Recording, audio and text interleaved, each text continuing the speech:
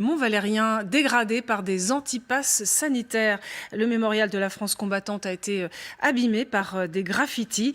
Bonjour Geneviève Darrieussecq, vous êtes ministre Bonjour. déléguée aux anciens combattants notamment. Vous avez annoncé dès ce matin votre intention de porter plainte. D'abord, une petite précision, quand avez-vous découvert ces graffitis? Bien écoutez, ces graffitis ont été découverts, tôt ce matin, dès l'arrivée des personnels qui travaillent sur ce site, qui nous ont donc, transmis des photographies et bien sûr, j'ai immédiatement réagi parce que vraiment, j'ai été révoltée et vraiment touchée, de façon personnelle importante. Ce lieu est un lieu, le lieu de notre mémoire nationale, c'est un lieu, où nous venons, d'enterrer Hubert Germain, qui porte, l'histoire de notre pays, une histoire tragique, mais c'est vraiment un lieu qui doit être un lieu de mémoire et de recueillement et je suis scandalisée et je porterai plainte d'ailleurs, avec, notre ministère, pour, eh bien que nous retrouvions, parce que c'est un délit, que nous retrouvions, les personnes qui, sont à l'origine de, ces dégradations. Donc des dégradations qui ont visiblement été faites pendant la nuit. Est-ce qu'il est facile de pénétrer dans ce monument? Ah, c'est très facile puisque c'est une grande esplanade qui est ouverte. C'est justement un lieu qui est un beau lieu parce qu'il est ouvert. Il est ouvert sur la cité, il est ouvert en surplomb de Paris et tout le monde peut bien sûr accéder à l'extérieur de ce lieu. Alors, vous l'avez dit, vous allez porter plainte, donc une enquête va être ouverte. Est-ce que vous avez la moindre idée du profil de ceux qui ont pu faire ces graffitis? Ben, bien sûr que non, mais enfin, ce qui est écrit semble montrer, quels sont, les thèmes que voulaient porter ces personnes. Je suis quand même frappée par la forme des 2 S à la fin de passe, et donc quelle que soit l'origine en tout cas, et quelles que soient, les causes que l'on porte, il n'est pas possible de, dégrader, un monument, un haut lieu de la mémoire nationale et un monument national de ce type. C'est impossible. Donc, pour moi, cela est un délit grave. On imagine que les tags vont être effacés très rapidement. Oui, je le souhaite.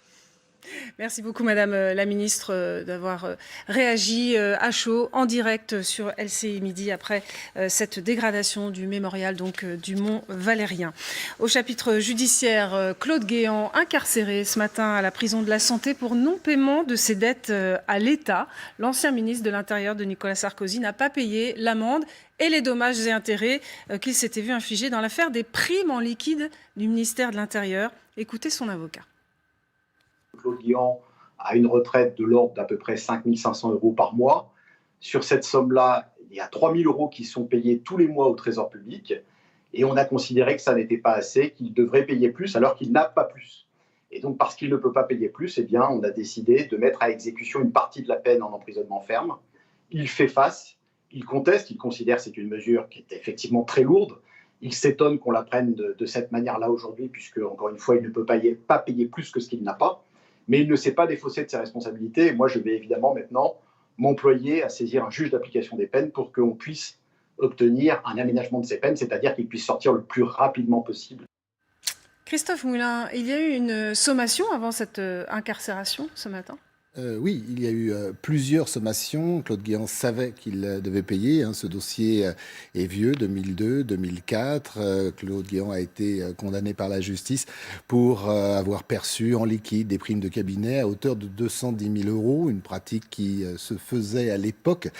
C'est ce que disait du moins la défense de Claude Guéant. Il y a eu un procès, en appel, confirmant cette condamnation. Il y a eu un recours devant la Cour de cassation, confirmant cette condamnation. Et début du mois de novembre, Claude Guéant, ses avocats avaient été justement informés du fait qu'il fallait payer le montant 115 000 €.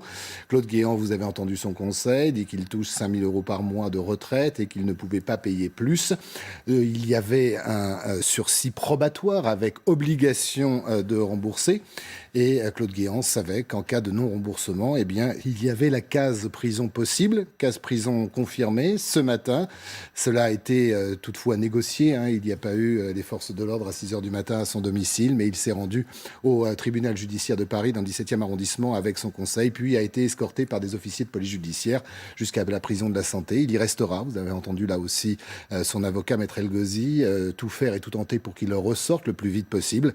Le plus vite possible, ce sera si jamais il trouve ces fameux 115 000 € pour apurer la dette qu'il doit aujourd'hui à l'État.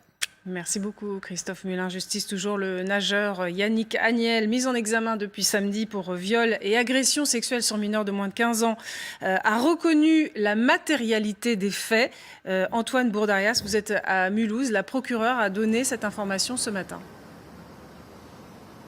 Exactement, il y avait beaucoup de micros, beaucoup de caméras pour suivre cette conférence de presse au tribunal judiciaire de Mulhouse, juste derrière moi, avec cette nouvelle information principale livrée donc par la procureure de la République de Mulhouse. Pendant sa garde à vue, Yannick Agnel a reconnu en effet la matérialité des faits qui lui sont reprochés, mais en revanche pas la contrainte. Selon ses mots, les rapports qu'il a eus avec la plaignante, qui je le rappelle n'avait que 13 ans au moment des faits en 2016, étaient consentis. Écoutez la procureure de la République au micro d'Alexis Tessier. Pour lui, il n'avait pas en tout cas le sentiment qu'il y a eu contrainte. Yannick Agnel reconnaît la matérialité des faits qui lui sont reprochés.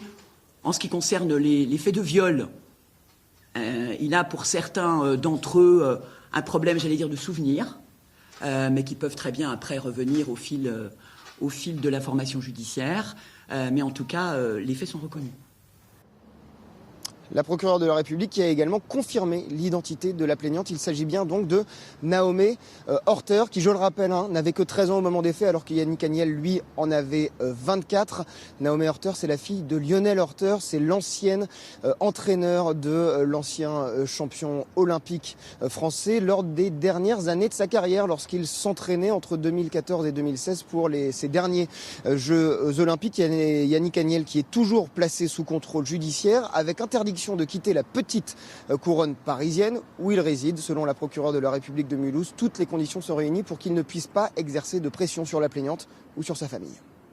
Merci Antoine Bourdarias. Au chapitre sanitaire maintenant, les premières doses de vaccins pour les 5-11 ans arrivent aujourd'hui. Les enfants atteints de pathologies à risque pourront être vaccinés dès mercredi. Et la vaccination de tous les enfants sur la base du volontariat est envisagée d'ici la fin de l'année. Bonjour Sylvia Micone.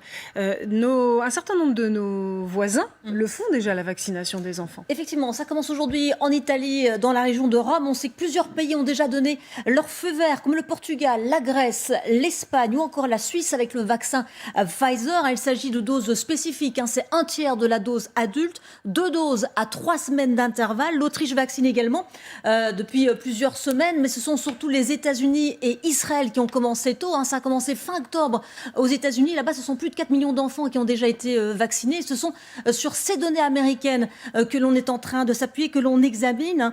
On sait que les effets indésirables surviennent dans les 15 jours suivant l'injection. Ce qu'il se passe là-bas est donc scruté de très près. C'est d'ailleurs ce que dit le Conseil d'orientation de la stratégie vaccinale. Dans son avis, il considère que les conditions sont réunies, mais il conditionne la mise en place de cette campagne à l'obtention de données en vie réelle afin d'assurer que la balance bénéfice-risque est favorable. Et chez nous, donc, la vaccination des enfants à risque, ça démarre cette semaine. Et oui, vous le disiez tout à l'heure, les doses sont arrivées ce lundi. La vaccination démarre ce mercredi. Ils sont en tout 360 000 enfants à risque. Pour les autres, il faudra attendre les avis de la Haute Autorité de Santé et du Comité consultatif d'éthique. En cas de feu vert, et sur la base du volontariat, cette campagne de vaccination pourrait commencer avant la fin de l'année. Hier, Jean Castex a estimé que la vaccination des enfants était une nécessité car les plus jeunes, dit-il, sont des transmetteurs du virus.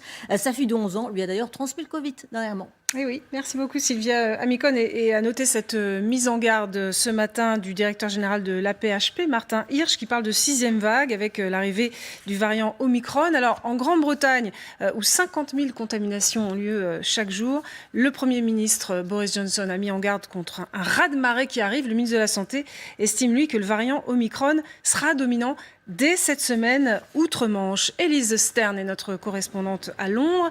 De nouvelles mesures entrent donc en vigueur aujourd'hui outre-Manche.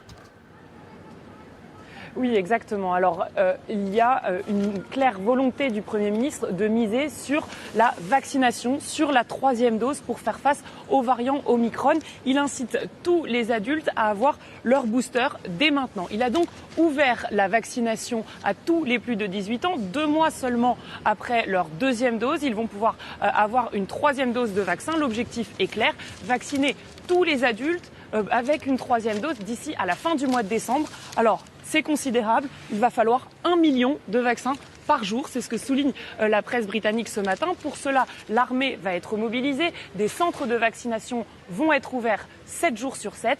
À côté, vous l'avez dit, il y a aussi des restrictions qui rentrent en place. Le télétravail est généralisé en Angleterre dès aujourd'hui. Et puis, le pass sanitaire devrait faire son apparition dès mercredi en Angleterre pour la première fois. Ça ne concernera que les gros événements et les boîtes de nuit pour l'instant. Il faut dire que la situation politique de Boris Johnson est très compliquée. Les révélations fleurissent dans la presse d'infractions au confinement de l'année dernière. Ça date d'il y a 1 an. Il y aurait eu des fêtes de Noël à Downing Street et la participation de Boris Johnson à un quiz de Noël en plein confinement. L'opposition comme la presse s'interroge donc, est-ce que la population va bien accueillir de nouvelles restrictions si elles sont nécessaires pour lutter contre le variant Omicron ? Merci Élise.